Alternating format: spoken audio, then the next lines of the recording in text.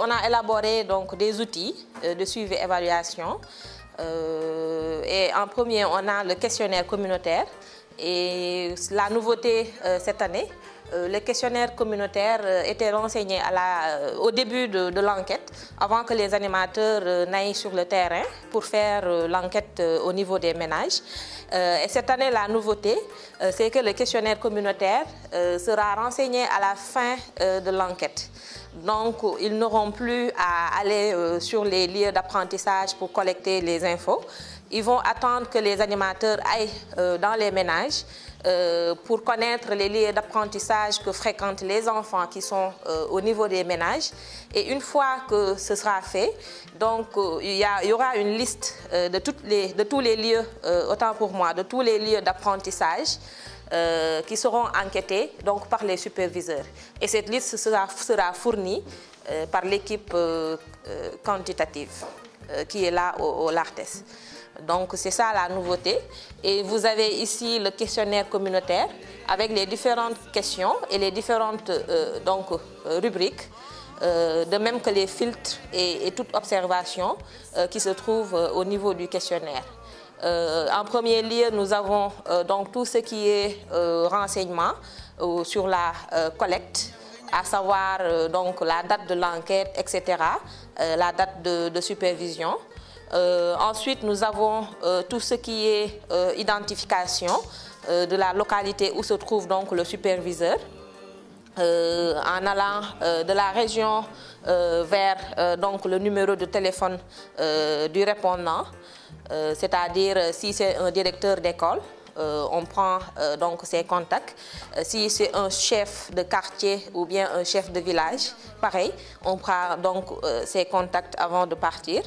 Il y a une autre rubrique qui n'est tout autre que donc les caractéristiques de la localité.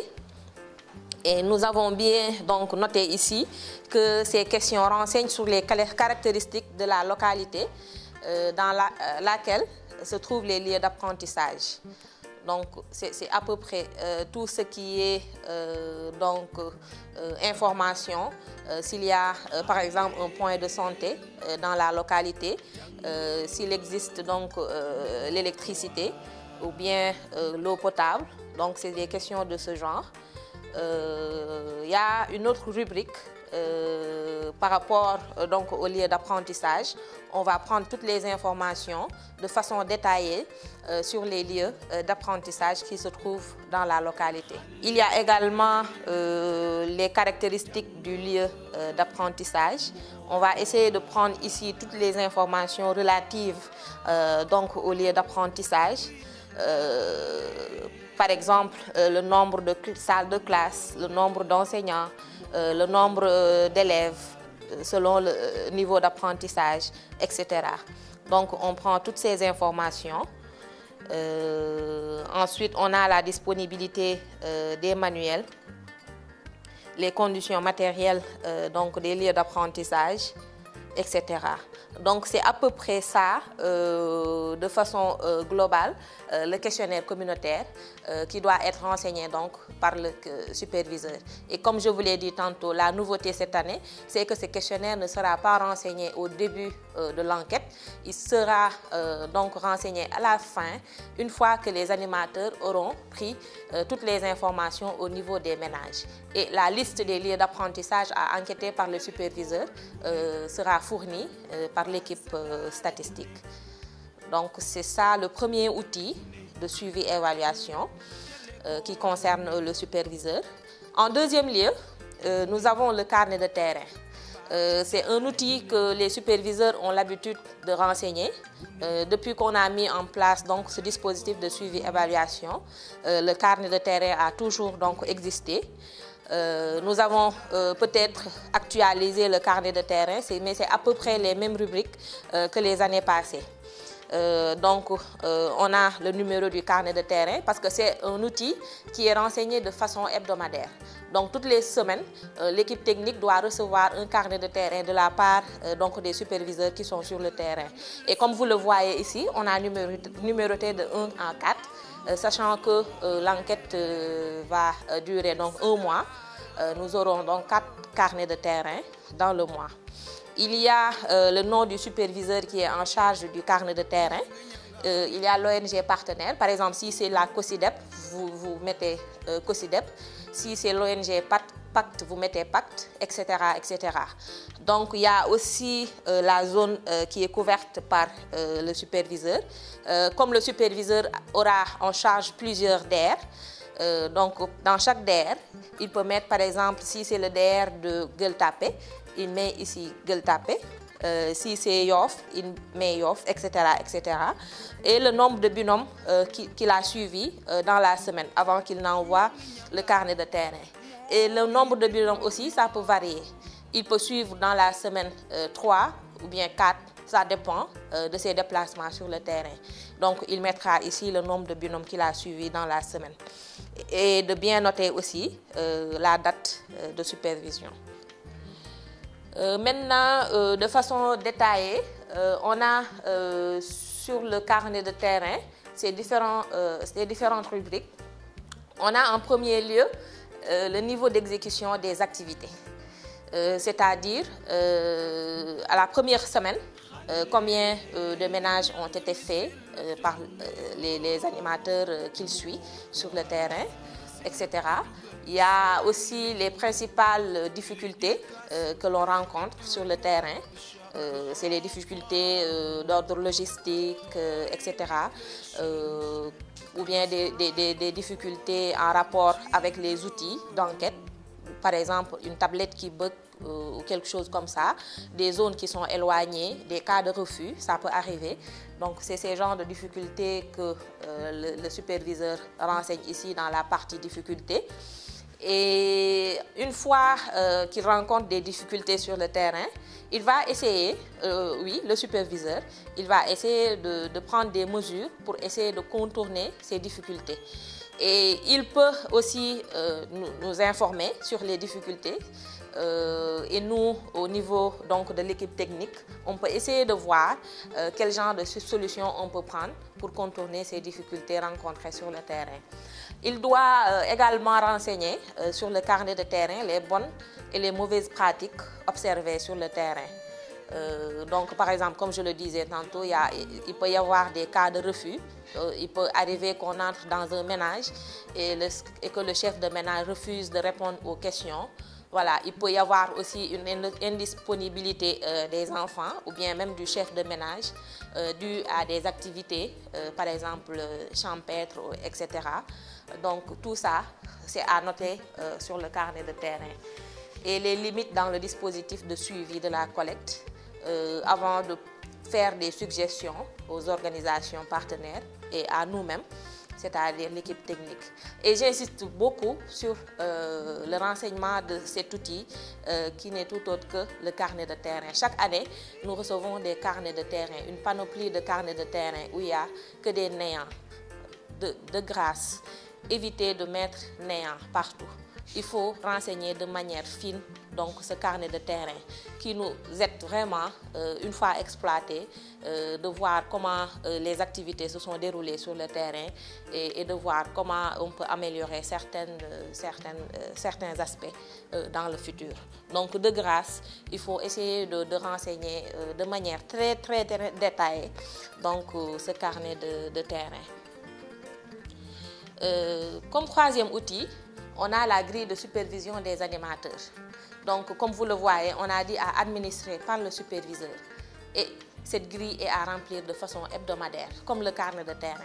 Une fois donc qu'on remplit le carnet de terrain, on doit impérativement évaluer les animateurs qu'on a suivis dans la semaine à partir donc, de cette grille qu'on a élaborée. Donc, on a la partie identification, le nom de l'animateur qu'on a suivi. Et comme ils sont en binôme, il y a un francisant et un arabisant, il faut prendre les deux noms et les mettre ici. Donc, il y a le district de recensement où se trouve, donc, où est affecté ce binôme. Le binôme peut être affecté dans plusieurs DER, mais c'est le DER où il se trouve au moment de la supervision, donc qui intéresse le superviseur. Donc il y a également la date de supervision. Et là, on a la grille. Comme vous le voyez, il y a ici tout à fait à gauche les éléments qui nous permettent d'apprécier le travail fait donc par les animateurs sur le terrain. Et on a ici des notes, des scores qu'on a donnés pour que vous puissiez donc noter ces binômes. On a de très satisfaisant à pas du tout donc satisfaisant. Et si vous avez aussi des observations, la colonne qui est tout à fait à droite, donc il y a une partie observation où vous allez noter. Donc comme premier élément d'appréciation, nous avons la présentation des objectifs de l'enquête et la négociation avec les familles, ce qui est très important. Il faut essayer de voir le binôme, comment il s'introduit dans le ménage et comment il présente les objectifs du programme. Il faut donc noter cet aspect-là qui est très important parce que ça nous permet, une fois qu'on entre dans le ménage, de pouvoir collecter de façon assez facile les données qui sont sur les outils. Donc, en deuxième lieu, nous avons la prise en main des enfants lors des tests, la maîtrise des outils d'enquête, parce qu'on a plusieurs outils.